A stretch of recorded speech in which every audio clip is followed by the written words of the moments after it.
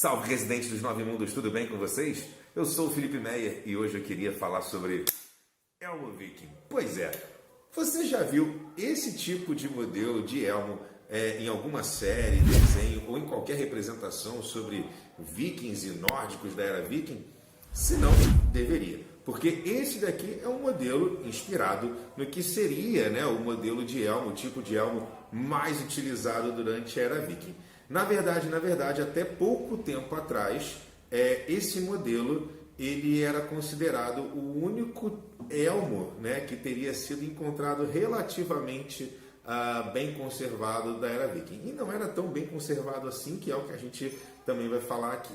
Mas, enfim, esse elmo aqui ele não é exatamente igual ao achado, existem algumas diferenças, até mesmo coisas que eu pedi para o Thor fazer. Esse elmo foi feito aqui no Brasil, em Minas Gerais, pelo ferreiro Thor, mas a gente vai usar ele, apesar de não ser exatamente igual, a gente vai usar ele de base, porque na verdade ele é quase todo igual, só um detalhe ou outro que é um pouquinho diferente. Pois bem, esse elmo aqui é conhecido como elmo de Geirmundur, porque ele foi encontrado por um cara chamado Lars Geirmundur na propriedade dessa pessoa.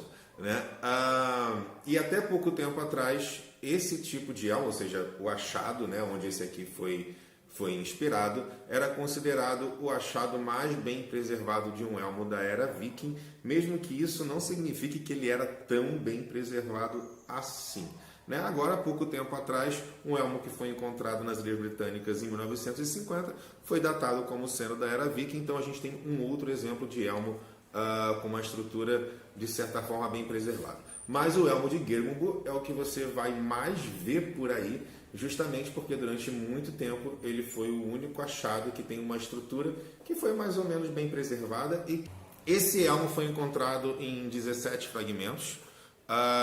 Ele hoje está reconstruído. As fotos que se vê por aí de uma reconstrução desse elmo, ela não é uma foto do elmo reconstruído, porque são na verdade esses fragmentos posicionados em cima de uma estrutura de gesso feita para ter o formato próximo do que seria o elmo. O que a gente sabe, de acordo com esses fragmentos? Foram encontrados pedaços desses 4 painéis que formam o domo do elmo. Esse elmo é formado por 4 painéis de ferro que eles são triangulares e são curvados.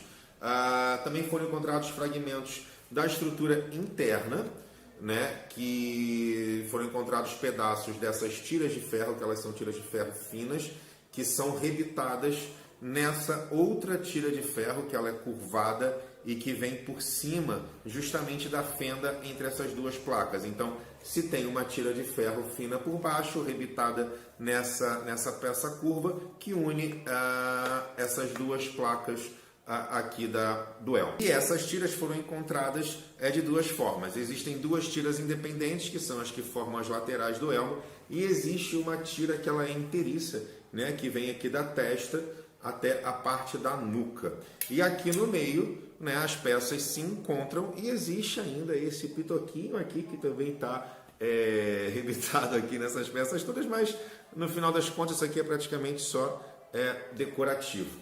Então foram encontrados pedaços da estrutura que montam aqui o elmo, que é o que acaba até dando nome a esse tipo de elmo. Além dessa estrutura do domo, foram encontrados também pedaços de uma barra grossa de ferro que é presa abaixo dele, e nela foram encontradas algumas perfurações, não necessariamente nesse mesmo distanciamento que está aqui, e essas perfurações elas poderiam ter sido usadas para prender uma outra proteção para a parte do pescoço, como era comum nesse tipo de elmo que teria sido usado durante a era viking. Inclusive, no achado, existem 2 ou 4 anéis pendurados, que talvez seriam parte de uma cota de malha.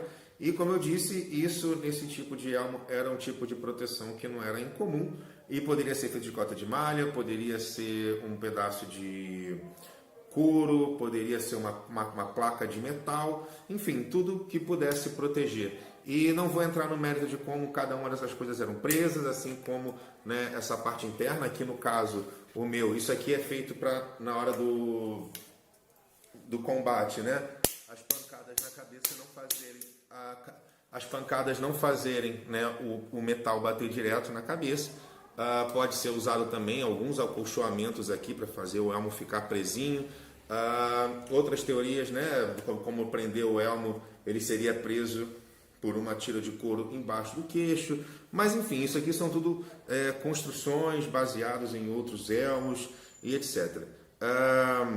Então, o elmo de Geirmundur, a gente tem essa parte dessa estrutura, partes dessa estrutura que foram preservadas, e tem também essa viseira, que é mais uma característica, né, desse tipo de elmo. E esse tipo, então, né, de proteção seria o que ficou valendo aí durante a Era Viking até mais ou menos final do século X, quando começa a entrar os elmos nasais, aí você já não tem mais essa questão da máscara e tal. E isso é um papo para uma outra hora.